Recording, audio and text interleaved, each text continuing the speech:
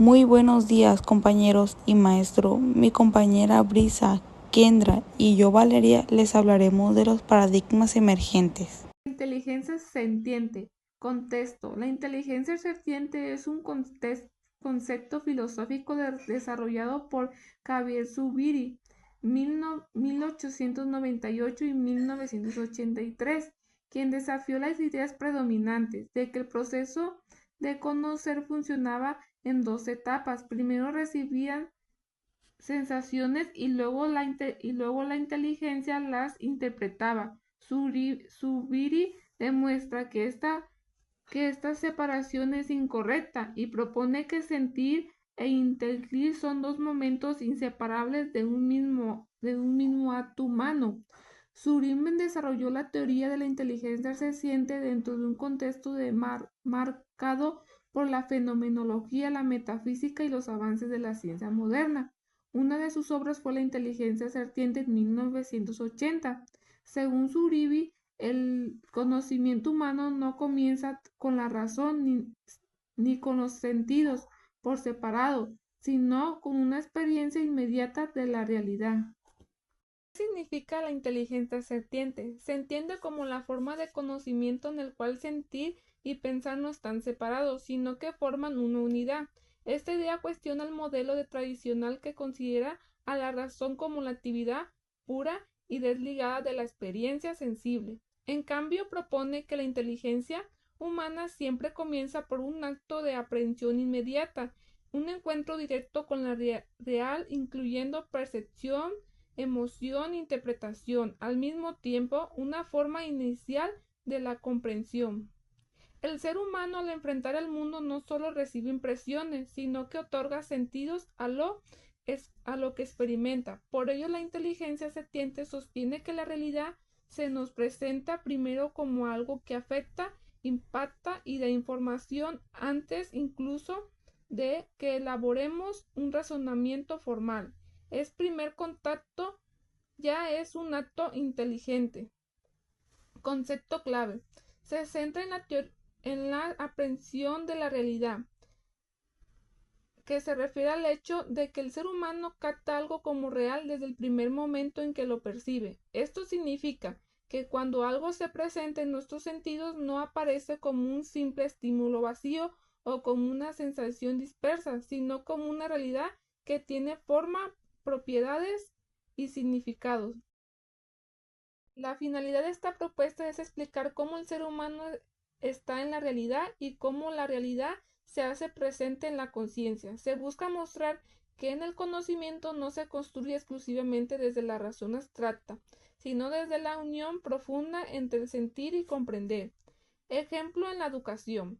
En el campo educativo, la inteligencia ejerciente se observa cuando un estudiante no solo comprende un contenido de manera racional, sino que lo conecta con su experiencia, sus emociones y su percepción del mundo. Por ejemplo, al estudiar un fenómeno natural, el alumno no solo memoriza datos, observa, experimenta, se sorprende y formula hipótesis, interpreta lo que ve y siente curiosidad. El pensamiento complejo es una forma de entender y analizar la realidad tomando en cuenta que los fenómenos no son simples ni aislados, sino que están conectados, cambian constantemente y tienen múltiples causas y efectos.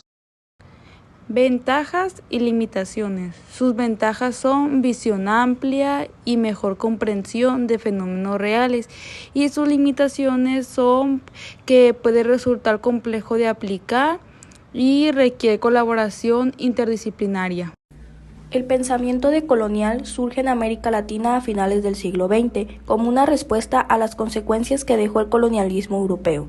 Aunque los países ya eran independientes, muchas desigualdades y formas de pensar seguían marcadas por esa historia. Esta corriente intenta entender por qué esas desigualdades todavía existen y cómo nos afectan hoy. Su idea central es la colonialidad, que significa que aún permanecen estructuras de poder, racismo y jerarquías culturales que vienen del colonialismo. Esto influye en quienes son vistos como superiores o civilizados y qué conocimientos son considerados válidos. El objetivo es demostrar estas ideas para lograr una sociedad más justa. El pensamiento decolonial critica que la modernidad occidental se presentó como la única forma correcta de ver el mundo. Lo que propone es valorar otros saberes que históricamente fueron ignorados, como los indígenas, afrodescendientes o comunitarios. No busca eliminar lo occidental, sino reconocer que existen muchas formas de conocer y que todas tienen valor. Su meta es romper las jerarquías culturales, raciales y de conocimiento creadas por el colonialismo. Busca transformar cómo pensamos, cómo entendemos nuestra historia y cómo funcionan las instituciones, para que todas las culturas puedan dialogar en igualdad. Dentro de sus aportes está que ayuda a entender la desigualdad actual desde sus raíces coloniales. También da valor a los saberes locales y a la diversidad cultural y ofrece nuevas maneras de pensar, la historia, la identidad y la política. Además, fortalece movimientos sociales que buscan el reconocimiento y la autonomía. Dentro de sus críticas está lo que algunas personas dicen, que es una teoría muy abstracta y difícil de llevar a la práctica. También se critica que a veces idealiza demasiado los saberes originarios y que descolonizar todo puede quedarse en algo simbólico más que en acciones concretas. Aún así, sigue siendo una corriente muy influyente. Un ejemplo en la educación es cuando una escuela integra los saberes indígenas o afrodescendientes con el mismo valor que los conocimientos occidentales. Por ejemplo, trabajar con la comunidad para enseñar su forma de entender el territorio, sus plantas o sus prácticas de siembra. Esto rompe con la idea de que solo lo occidental es válido y da dignidad a culturas que históricamente fueron marginadas. La epistemología del sur sostiene que el mundo posee múltiples formas de conocer, aunque la modernidad occidental solo reconoció una como legítima. Este enfoque busca recuperar y valorar los conocimientos indígenas, afrodescendientes, campesinos, comunitarios y populares, otorgándoles el mismo nivel de validez que las ciencias modernas. Su planteamiento central es que para construir una sociedad más justa es indispensable escuchar y reconocer los saberes que fueron silenciados por el colonialismo, el capitalismo y otras formas de dominación. No pretende sustituir el conocimiento científico, sino ampliarlo al integrar otras maneras de comprender la vida, la historia y la realidad. Epistemologías que integran la epistemología del sur. Una de ellas es la epistemología indígena. Se fomentan en los conocimientos espirituales y formas de la vida de los pueblos originarios. Plantea que todo está interconectado con la naturaleza, la comunidad, el territorio y la dimensión espiritual. Su eje central es el respeto a la tierra y la búsqueda de una convivencia armónica con el entorno. Epistemología afrodescendiente. Nace de la experiencia histórica de los pueblos africanos y de la diáspora afro en América. Integra narrativas de resistencia, memoria colectiva, identidad y lucha contra el racismo.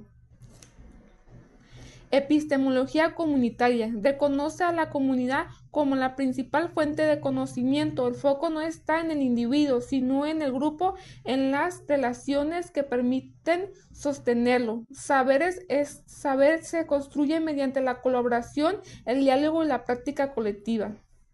La epistemología campesina se centra en los conocimientos derivados del trabajo con la tierra, los ciclos naturales, las prácticas agrícolas y tradicionales, y la recolección cercana con el territorio, valorando modos de producción alimentaria que respetan la naturaleza. Epistemología populares. Abarca los saberes que surgen de la vida cotidiana de los pueblos, oficios, experiencias variales, prácticas culturales, arte y formas de organización sociales y aprendizajes formales. Son conocimientos construidos desde la experiencia directa, no necesariamente desde la academia, pero igualmente valiosos para comprender la realidad social. De nuestra parte sería todo. Muchas gracias por su atención.